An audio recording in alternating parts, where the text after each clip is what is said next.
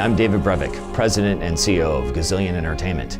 In the past, I've worked on games such as Diablo and Diablo 2, but today I'm excited to show you a sneak peek at the early gameplay experience in Marvel Heroes, our massive multiplayer online action RPG. It has been designed from the ground up to be a free-to-play game. We believe it is one of the highest quality free-to-play games out there.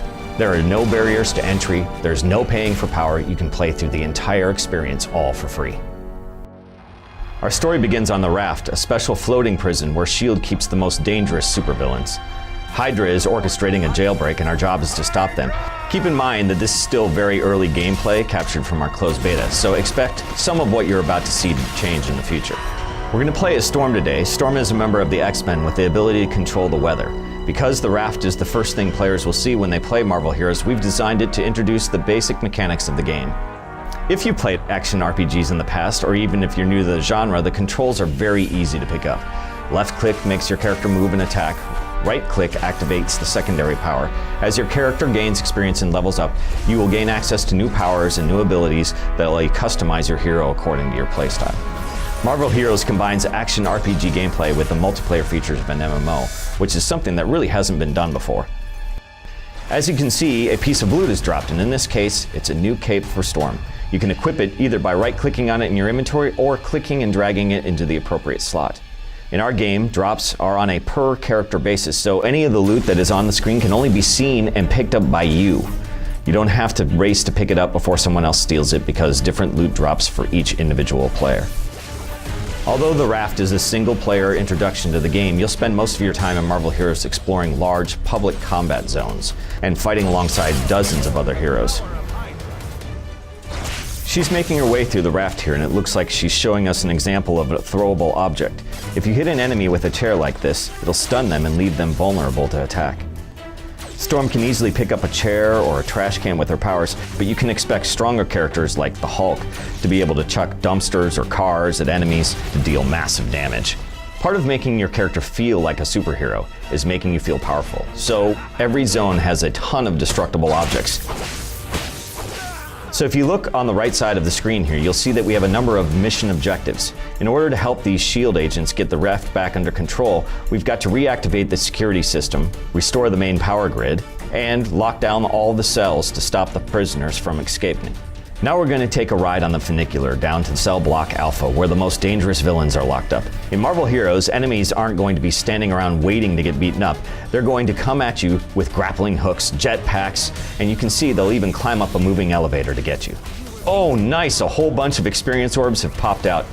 Every time you take down an enemy, your character gains experience, but sometimes you'll get the chance to pick up some bonus experience by grabbing these orbs. Experience orbs can only be picked up by you, but you'll see them start to shrink and disappear if you don't pick them up quickly. These orbs come in a variety of flavors. Red restores your health, blue restores your spirit. The quicker you grab them, the bigger the bonus.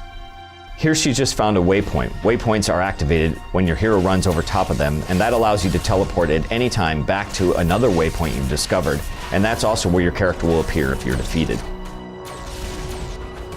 We're getting pretty close to the security console, and it looks like Hydra's got it locked down. True power. Storm takes them down, and now S.H.I.E.L.D. should have access to the Raft security systems again.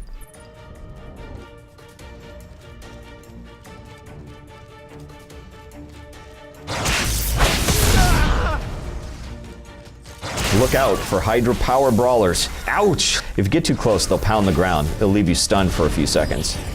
The game runs on the Unreal Engine, so not only do the graphics look beautiful, but we have realistic physics. Some powers and attacks blow objects and enemies backward, and you'll see bodies go limp as they fall off ledges.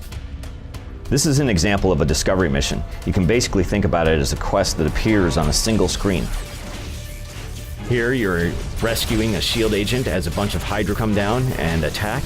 And once you've cleared that out, you get a little bonus experience, and the discovery is complete.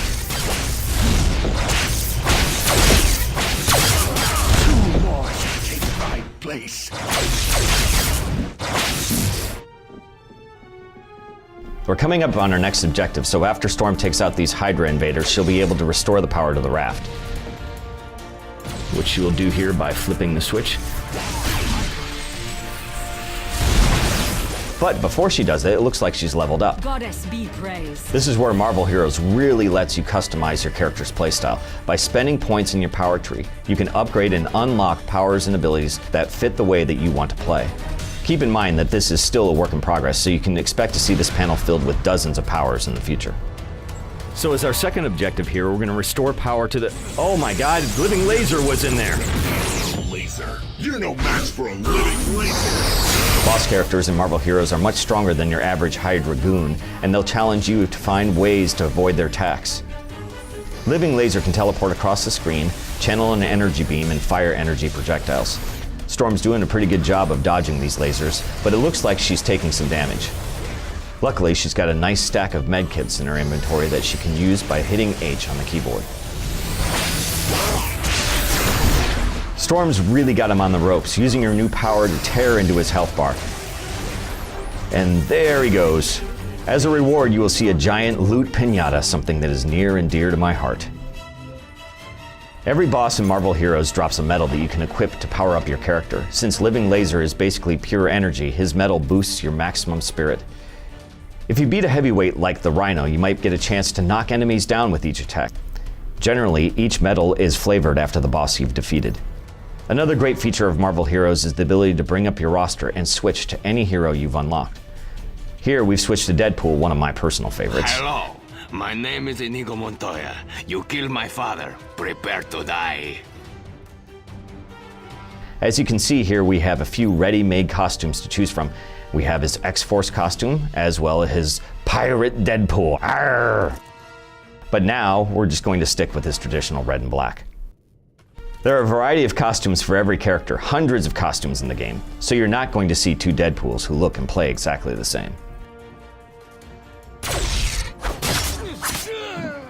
As you can see, Deadpool plays very differently from Storm. Every character in Marvel Heroes plays differently. Some are brawlers like Thing and Wolverine, others are better at range, some fly. One of us broke something. These are all different ways you can play the game, so RPG fans can really think of each hero as its own character class. Deadpool's a really versatile character. He uses pistols, swords, and as he levels up, he can take advantage of his healing factor to regain health over time. Deadpool's doing a good job of defeating some of the enemies. He's also using an ability called Stop, Drop, and Roll, which lets him move through enemies and underneath missiles. Great, Deadpool's just locked down the cell block so that we don't have to worry about any more prisoners escaping or Hydra reinforcements showing up. Now we've got to finish sweeping the area.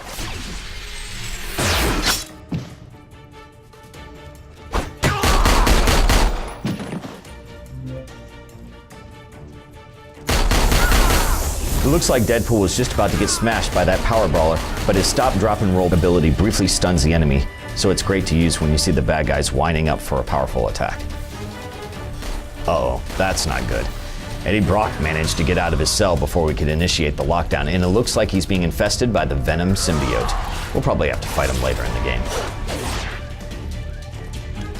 One of the great things about this game is that we've got access to thousands of characters from the movies and comics.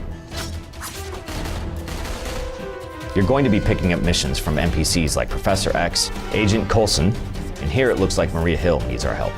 Green Goblin is still on the loose, and he's standing between these SHIELD agents and the exit.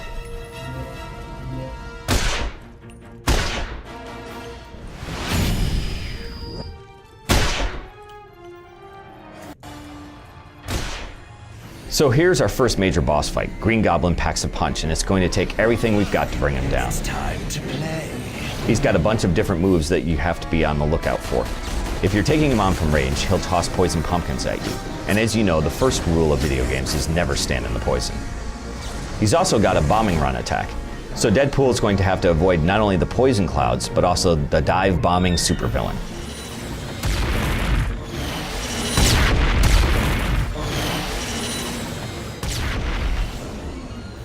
Get too close and he'll knock you back with an energy shock.